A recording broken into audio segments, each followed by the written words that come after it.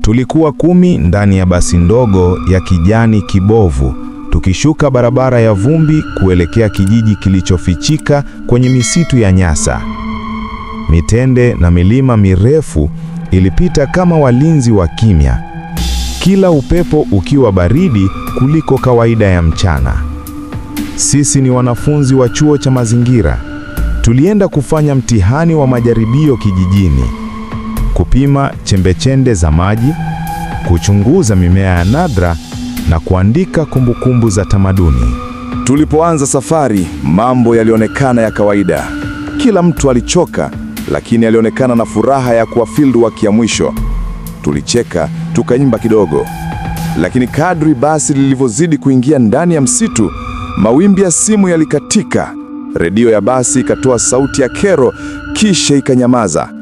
Dereva, Mzee Hamisi, akasema kwa sauti ya chini, "Hii barabara haina historia rahisi, ila mtapita."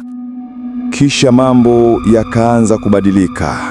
Kwenye kipande cha barabara kilichopinda, tuliona kwa mbali mtu akisimama kando ya njia. Alikuwa amevaa shuka jeupe. Uso wake haukuonekana. Tulipokaribia hakusogea. Wakati basi linapita, hakuna mtu alimuona uso wake vizuri, ila kila mmoja wetu aliapa kwamba alikuwa akiwatazama moja kwa moja kwenye macho yake, kila mmoja wetu tofauti. Dakika chache baadaye, basi likasimama ghafla. Hamisi akasema breki zimekwama. Wote tukashuka kuangalia, tukisikia upepo mzito ukipiga majani. Palikuwa kimya sana. Ndipo tukasikia kitu cha kwanza, kengele ndogo ikiunguruma msituni. Kwanza tukafikiri ni ng'ombe, lakini kengele ilipiga mlio kama kengele ya kanisa, tena kwa mdundo wa maneno, "Rudini, rudini." Zuri, ambaye alikuwa mwenyeji wa mkoa, akaanza kutetemeka.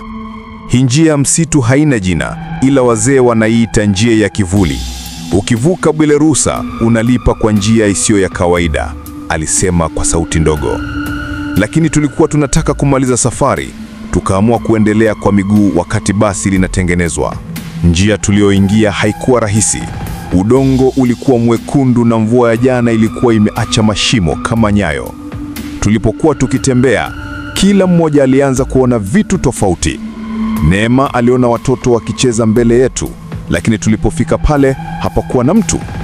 Baraka aliona miti ikihama kidogo, kama mizizi inainuka na kurudi chini. Mimi nilisikia sauti ya mama yangu ikiniita kutoka mbali, kitu kisichoonekana kwa sababu mama yangu yuko Dar es Salaam. Kadri tulivyozidi kuingia, tulianza kuona alama za vidole kwenye magome ya miti, zikichora maneno yasiyoeleweka. Zuri akasema kwa haraka, "Hizo ni maandiko ya wachawi wa zamani, zinakuelekeza ama zinakuonya."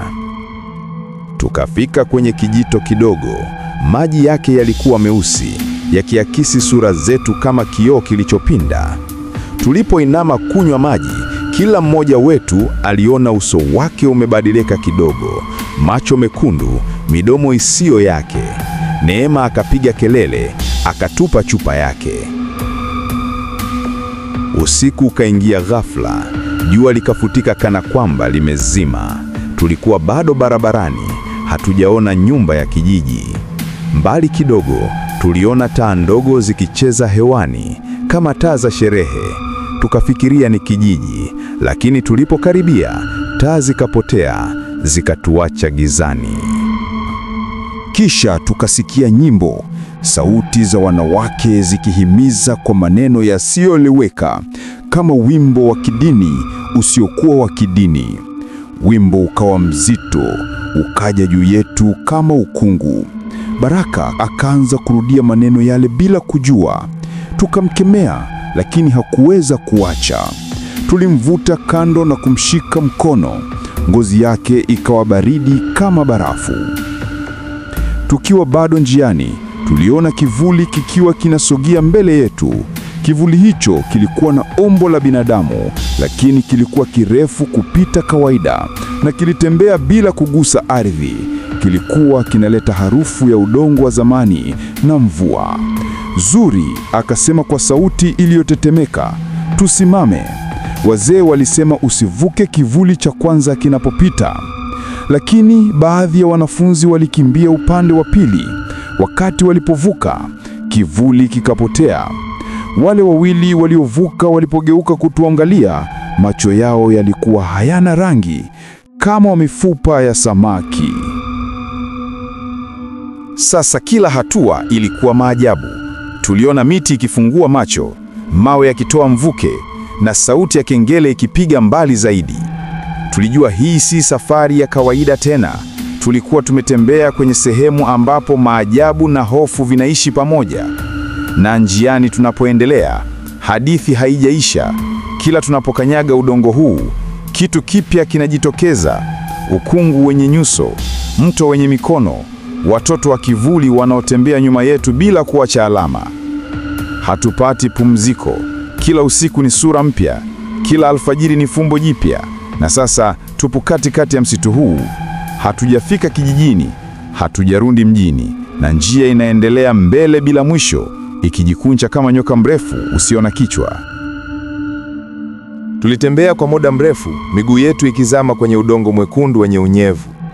Usiku ulikuwa mzito kiasi kwamba hata mwanga wa tochi zetu ulikuwa dhaifu, kana kwamba kitu kilikuwa kinaukunywa hewani. Wale wanafunzi wawili waliovuka kivuli walikuwa kimya sana. Hawakutaka kuzungumza. Tulipowauliza, walitabasamu kwa nyuso zisizo na uhai, macho yao yakiwa kama vioo visivyo na rangi. Tulijua kuna kitu kimebadilika ndani yao, lakini tulihofia kuuliza zaidi. Ndipo tukasikia kilio cha mtoto, kwanza kwa mbali, kama mtoto amepotea. Tulikimbilia upande wa sauti tukifikiri labda kuna mtoto wa kijiji amepotea usiku. Lakini kila tuliposogea, kilio kilihama, kikitupeleka ndani zaidi ya msitu.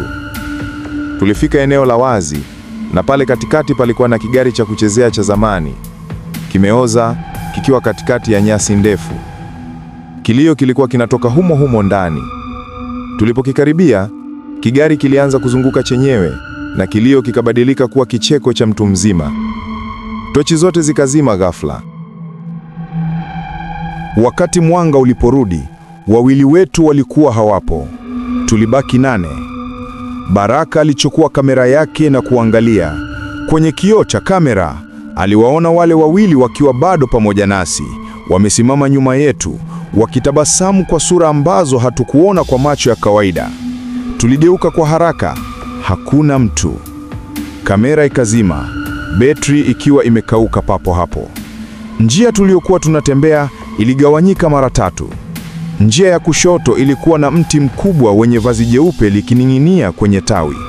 Njia ya katikati ilikuwa na alama za miguu midogo ikielekea mbele kama za watoto wachanga. Njia ya kulia ilikuwa kimya kupita kiasi, kana kwamba hewa yenyewe imekufa. Mjadala ukazuka. Zuri alisema, tusifuate miguu, hiyo ni mitego. Lakini Neema akasema, labda ndiyo njia ya kijiji. Hatimaye tuliamua kugawanika mara 2, kosa ambalo lingekuwa mwanzo wa maangamizi. Mimi, Neema na Baraka tuliifuata njia ya katikati yenye miguu. Wengine walienda upande wa kulia. Kadri tulivyoendelea, miguu ilitupeleka kwenye bwawa dogo. Maji yake yalikuwa meusi kama lami, na katikati yake kulikuwa na mtu amesimama juu ya maji akiwa na mwanga hafifu wa kijani. Sauti yake ikatoka, ikijaa masikioni mwetu bila hata kufungua midomo. Karibuni, mlikuja kutuchukua? Neema akaanza kusogea ndani ya maji kana kwamba amevutwa. Tulimshika, lakini nguvu zilikuwa kubwa sana. Mikono ikaanza kutoka ndani ya bwawa, mikono midogo ya watoto ikimvuta. Nilimshika mkono wake kwa nguvu, Baraka akimsaidia, na kwa bahati tulimtoa. Lakini nguo zake zilikuwa zimetapakaa na alama za vidole vidogo, kana kwamba amekumbatiwa na watoto wengi. Tulipogeuka nyuma, njia ya kurudi haikuwepo tena.